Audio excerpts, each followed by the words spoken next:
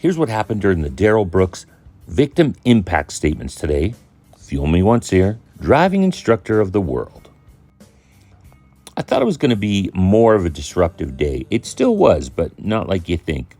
First, Darrell Brooks did not stand when the judge entered the room. That's a sign of things to come.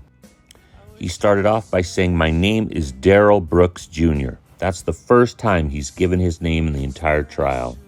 And he says something very strange. He says, "I wonder how I can settle this matter. Can anyone give me a rendering of this matter?"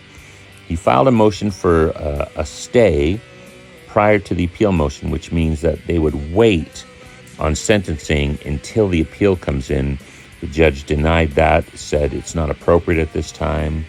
It can't even be filed until everything is signed for this portion. A lot of confusion on those supposedly coming in to testify for Darrell Brooks.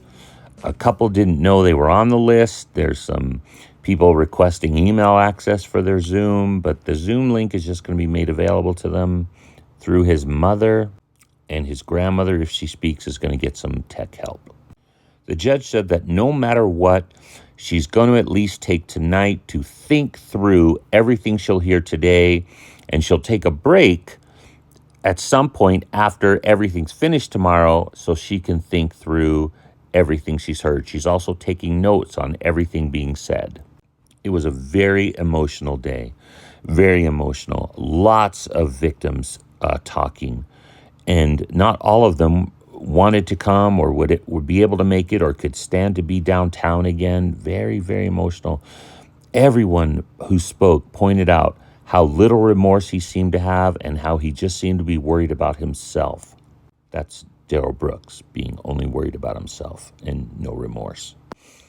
He kind of makes it okay, but at some point he gets angry at being disrespected by a couple of people talking, but he really holds off until the DA starts making her sentencing recommendations and the judge talks to him.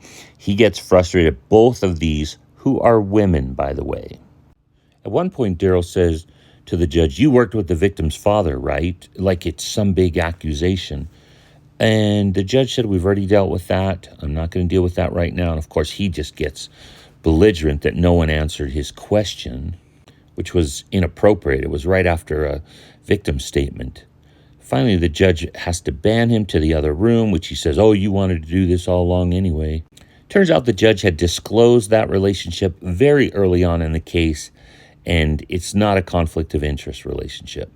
Tomorrow starts at 1 p.m. Eastern, 12 o'clock Wisconsin time. That's very